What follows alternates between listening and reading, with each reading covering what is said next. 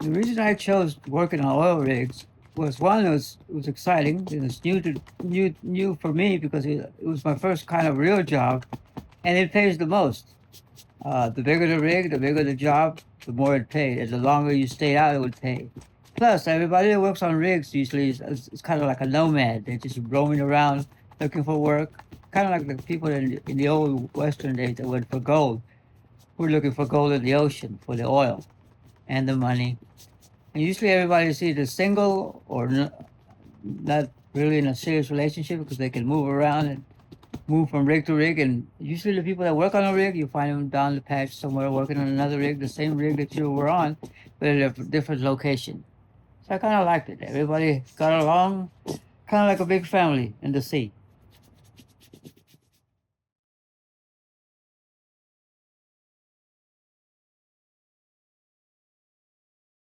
So the guys that are on the derrick, on the rig floor, stay at the bottom, they pump the oil up by pushing mud into the pipes.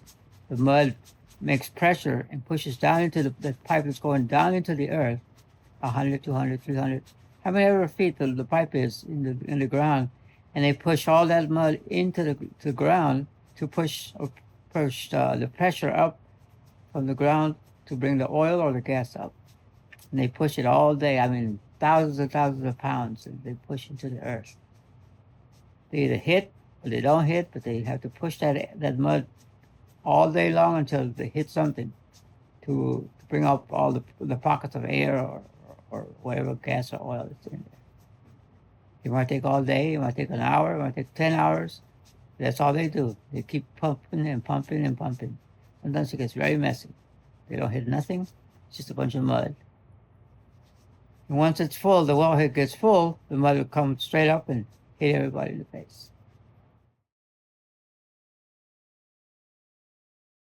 Okay, so my favorite job offshore was a derrickman, which means I'm up way above like 400 or 500 feet up in the air at the point of the rig, like a tripod, and all I do is control the pipes that go down into the drill floor. The pipes will actually connect 4 or 5 or 6, sometimes 10 or 20, depending on how deep the well is how many pipes I control up there. So all I do is push one pipe in line so it can go down into the drill floor, and then the drillers start drilling and pumping air and mud into the ocean floors to either extract gas or extract oil. And depending on how deep it is, it depends on how long I stay up there pushing pipes in. So that's my favorite job because I'm all alone, nobody's messing with me, and I control my own speed. That's pretty much it. For 14 hours, 12 hours, that's whatever the tour is. And what are the dangers of working up there? Well, the dangers of working up there is that if they hit a pocket of gas that hasn't been released properly, it could explode, or it could be both the gas and the oil hit together, and then there's a big combustion of fire, and you don't want that because then it means it's a blowout, which they call on the rig a fireball, and it will explode, and everything incinerates. And certainly don't want to be up there because the first place fire goes through is up, and I'm way on top, so I don't want to be up there. And if that ever happens, you just got to jump off the derrick. And there are a lot of safety measures to bring me off if I have to jump off the derrick. I either rappel down or just release my harness and I just jump down. The surroundings of the rig has like a netting, like kind of like a trampoline. And if you jump, it supports the whole outer perimeter of the rig. So if I have to jump, it'll catch me. And since I'm so light, I mean, I'll be fine. I mean, there's nothing to me falling out because I'm still attached to the harness. But there's a lot of safety measures that go into working on rigs, production rigs we call them, because they're working on extracting oil or gas. And did you ever have to jump? I only jumped once. Only because they thought that they had hit a gas pocket and they weren't sure. The pressure was raising too high, and I had to jump just to get the hell out of the way. You never know. Better be safe than sorry. And what was that like jumping? Well, it kind of like, if you've ever parachuted, it's kind of like just jumping into the air, and hopefully somebody will catch you, or you'll get caught somewhere. You don't hit a pipe or or get a crosswind and it'll push you aside and you hit something else. So I've been pretty lucky so far. Never really got hurt doing that. And when you jumped, you had you rappelled down, right? Yeah, I rappelled down. So I did it in 2 jumps. To a certain level, I jumped and I kicked off, and then I jumped again until I hit the bottom of the deck. What's it like being alone up there all day? I kind of like it. Since I'm alone, I don't mind it. Nobody's pushing me around. Nobody's telling me what to do. I know what to do. And it's an easy job. It's just controlling the pipes and make sure you just push one by one at their time given, and that's it. But I like it. I'm up there by myself. I can see the view. You can see all the other rigs, and you can see the ocean for miles, miles and miles. And then at night, it looks like a little city all around you. Around you, there's a lot of rigs out doing the same thing, working like we are, and it's just pretty nice feeling if you like it kind of stuff. Kind of like a nomadic kind of job.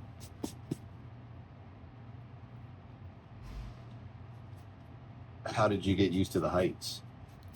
I don't know. For some reason, I always was interested in heights.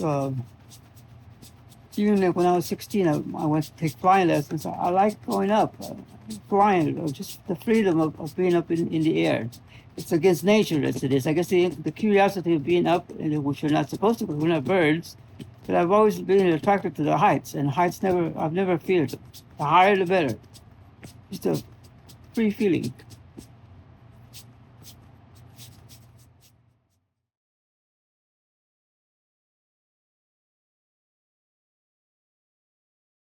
Back in the early 80s, there was a large company called Olico, which owned the Ocean Ranger and a few other rigs that were in the North Sea. And these rigs were made in realizing that the North Sea is a very rough waters, and this thing was like it had a crew of 2,000 people, half on, half out. On turnaround, we were supposed to go join it, and I was coming from Texas, so I was driving up to Georgia to pick up the helicopter, and I missed my flight because I was late, one thing or another.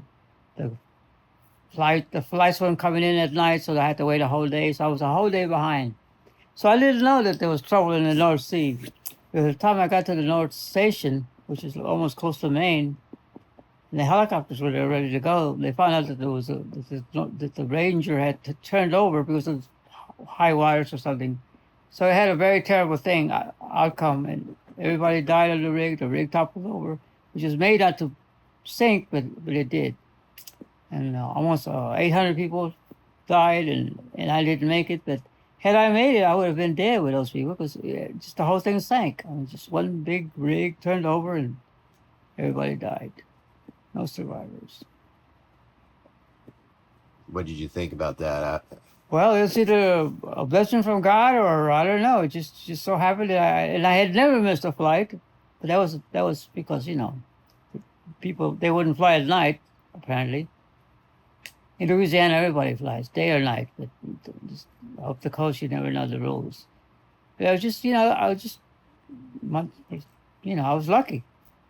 And I mean, all those people that died, and some I knew, some I didn't. But it was a new rig that I had never been on, so it was a terrible outcome. And it was, and it's just a terrible thing. But I still kept going to get jobs at the rigs because I know it's a dangerous job, but that's kind of what I like.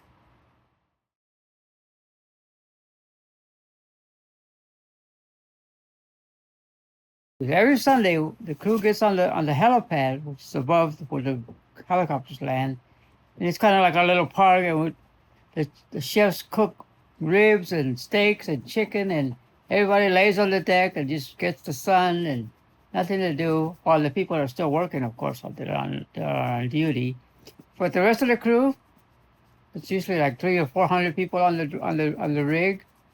Half are on the floor and half are sleeping or resting or up on the helipad. Just sunbathing and eating barbecue and hanging out for 12 hours. What are some of the details of things people would do? Some would read, some would sleep, some would drink, some would eat. No alcohol, of course. No alcohol on the rigs. But they would just kind of hang out, socialize, like normal people do, and try to have a good day. because it's usually very sunny in the Gulf Coast. You said people were fishing. Oh yeah, people on the below the derrick, below the where the rig floor is at, you have to go like 300 feet down, take stairways all the way down to the bottom of the rig, right at the shoreline or the water line, and people go and fish down there. A whole bunch of people that like to just relax and fish. It just takes their mind off of stuff. Although it's kind of dangerous because it's a lot of swells going up down on the bottom floor by the where the pontoons are. So you gotta go at your own risk and be careful that you don't fall into the water. Because if you fall into the water, there's nobody's gonna be able to get you because you'll sink if you can't swim or the swells are too big or the tide is too high. It's kind of dangerous and it's just splashing and sloshing. So you gotta be careful of what you're doing. So you always go down there with a partner.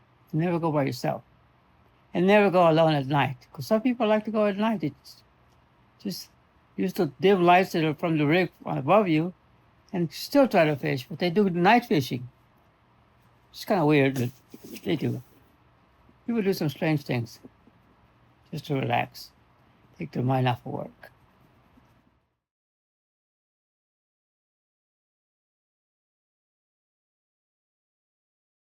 So when you work on a rig, depending on how long you've been on the rig, whether it be 30 days, 60 days, you get paid good money.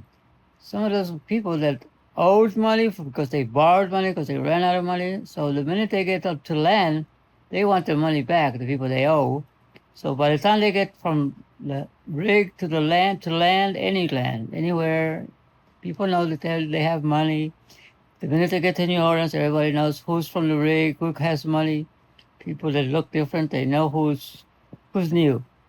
So the minute they get to land, if they don't hold their money's gone within a night or day or an hour. So you never know. And people that are on the street, especially on Bourbon Street, the ladies, the vultures I used to call them, they know they'll target you. So if you're not ready, you'll lose your money within an hour, or the minute you land, or the minute you arrive. They'll know. So you're never safe in New Orleans. You're never safe anywhere actually. But you just gotta watch yourself because money's here and then money's gone, and all that work you did is for nothing.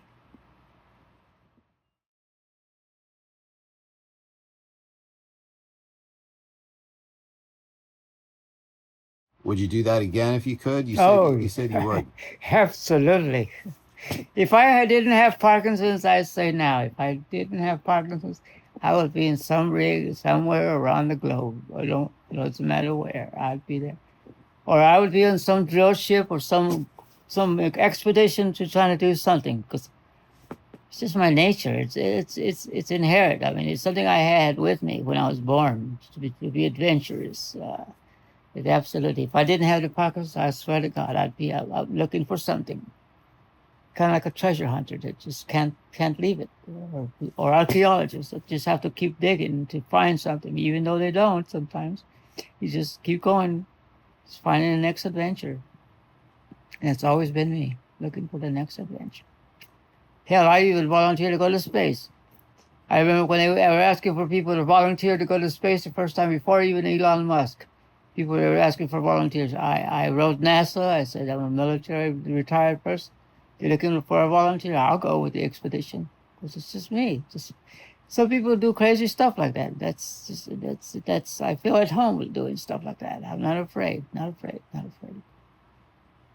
I think that's what drives me. Just the unknown makes me keep going. Just always wanting to know what's behind that mountain. How did that mountain get there? Where is that mountain taking you? What is on that mountain?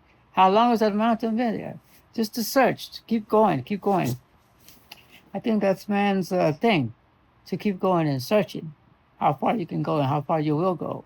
And it's amazing what man will do just to go find something new. Not necessarily to conquer, but just to experience, to find a new place, to find a new home. And that's always been me.